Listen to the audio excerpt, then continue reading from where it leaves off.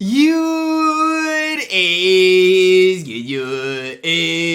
your boy Ty back here with another video, and in this video today, guys, we're going to be taking our first look at the new Season 9 that did get released in NBA 2K23 MyTEAM today, and talking about my personal thoughts on it. Now, we're going to be doing everything from the token market update, which newsflash, guys, is not much. I mean, I guess this is something. Is this just a random card? I don't know. It doesn't even say. It just says one unauctionable. At least you can do something with that invincible pack as well. I mean, there's some good things from this, but again, we're going to be breaking it all down for you guys. Now, before we dive any further into that, if you're new to the channel, man, make sure to smash that subscribe button as we are on the road towards 120,000 subscribers. So at level 1, you will receive a Hall of Fame badge option pack, another one at level 10, level 15, another one. As far as everything else, guys, it's not much. You get a ton of Hall of Fame badges, but at this point, we got to realize it's basically useless. And then at level 38, you get an invincible, unauctionable deluxe pack. I don't know, what is that, a guaranteed invincible?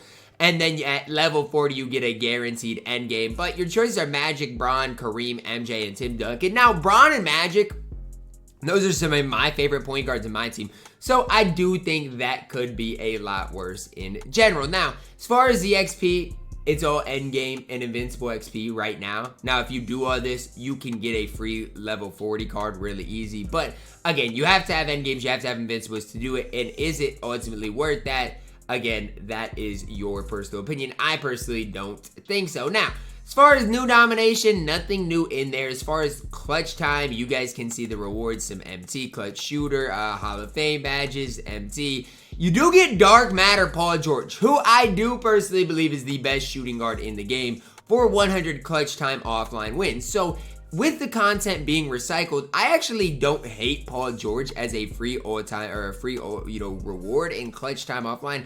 I just wish there was maybe more as you went through it. Now, again, you do get a few tokens, you get some MC. There could be worse things that you can get or could possibly get. But, at 100 wins for Paul George, again, not the worst thing in the world.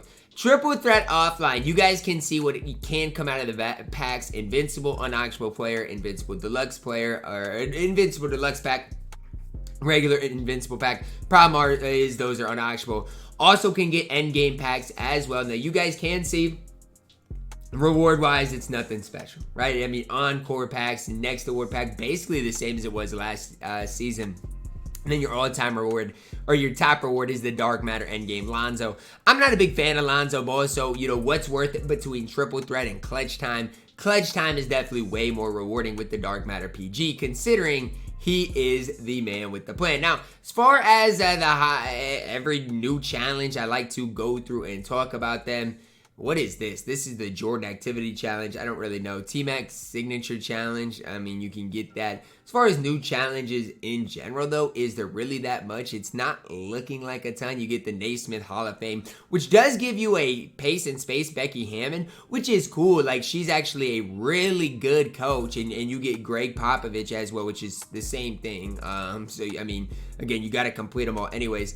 But along the road, it's not like you get a ton, right? You get D-Wade, who's not very good. You get Pau Gasol, not very good, as well as Dirk.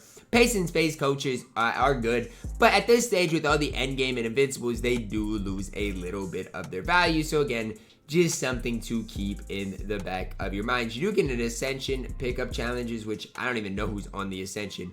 We'll figure that out. Now, as far as Triple Threat Online Co-op, out of the vault, you can get the Invincible Deluxe packs as well as an Endgame pack.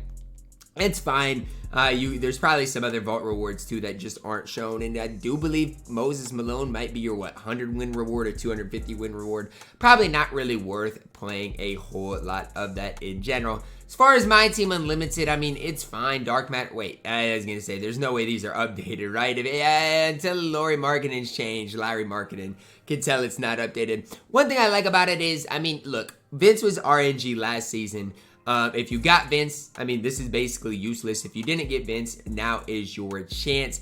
And as you do keep going up, I'm hoping, Endgame Dr. J pack, that's troll. Why would it not just be a guaranteed 10-box endgame pack? I don't know. But you get Vince and Moses Malone. Unlimited is honestly not very good this season. I'm going to be completely honest with you, because neither of those cards are probably top 5 at their respective positions. I mean, if you want to grind unlimited, it's fine, but even there, you know, you're not getting a guaranteed endgame pack, which just is kind of a negative sign in my opinion. Now, as far as clutch time online, you do get a lot of tokens, some MT.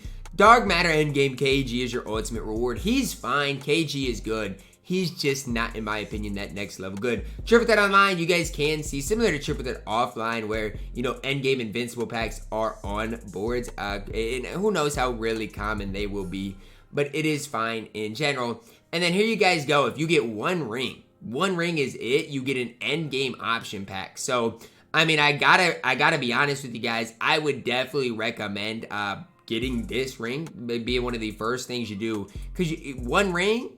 And then I do believe it's only one ring. We'll see, you know, maybe it'll end up being 6 rings. But as it appears right now, one ring, you'll get a guaranteed endgame option pack, which again, seems like a really massive W for that specific mode. Now, as far as the draft mode, available prizes, D-Wade, yikes, not who you're ultimately looking for in the draft. Now, in the token market, right, obviously we got the new packs. You guys know endgame packs are 21K. Yo, those are really pricey. I'm not gonna lie. I know it's guaranteed end games in these, but that's just kind of a crazy price in general, in my opinion. You guys can have your own opinion. In my opinion, it's kind of a crazy price. One thing is from the token market, right, which I'll probably do tomorrow on my Now Money Spent Squad series, is getting an endgame deluxe pack, which basically is gonna get me a random endgame player. Gotta hope for the best. I mean, here's the deal, guys. If you don't have Rick Smits, I do believe you should be able to get him. He is 1,000 tokens though, so really your choice is, okay, do you want Rick Smits, who Rick Smits is really good, or do you want an endgame deluxe pack? And to test your luck, I'd probably recommend getting the endgame deluxe pack if you can instead. I just believe he's probably more worth it. Again, that's just my personal opinion. You guys don't have to agree with me on that.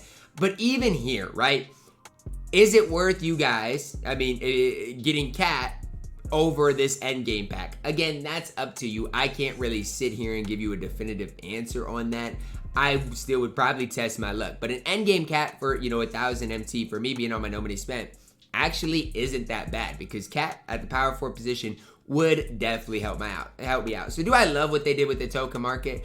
I don't think I love it. Is it okay? Yeah, it's okay. I'm not gonna sit up here in front of you guys and just hate on it. Not the best, but at least you have something to do with your tokens in general. Now, as far as the exchange here, guys, you guys can see Dark Matter players, you can lock them in.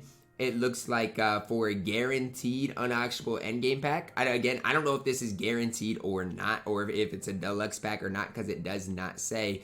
But I don't think that's the worst case scenario if it is a deluxe pack. Still probably not worth it ultimately. I'm just throwing that out there. But if you do get, let's say, a duplicate Dark Matter or an unauctionable Dark Matter that you can't sell, then maybe it is ultimately worth it. But in general, guys, Season 8, am I a big fan of it? No, not really. I mean, there's not really much to do, much to play.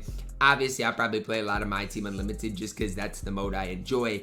But if you're wondering what's the most worth it, it's definitely clutch time offline, and it's not particularly close. You know, Paul George is, in my opinion, the best shooting guard in the game. And one thing I like about it is Paul George's price should be dirt cheap now, right? Because people can get him for free. People are pulling him from packs. And so the price of PG literally should be dirt cheap as it stands right now. So again, that's just, again, something to think about, to keep in the back of your guys' minds. As we do dive into this today is it worth, you know, getting Paul George and grinding for him? Or is it worth just spending, you know, the 20,000 MT that he is going for right now? To me, get him for 20,000 MT and run with it, right? In my opinion, the best shooting guard in the game. But just know the price of the endgame cards are going to drop drastically in my team today. That's going to wrap it up for our video, guys. Drop a like on it. Subscribe if you're doing it. As always, man, I love you guys. Have a blessed day.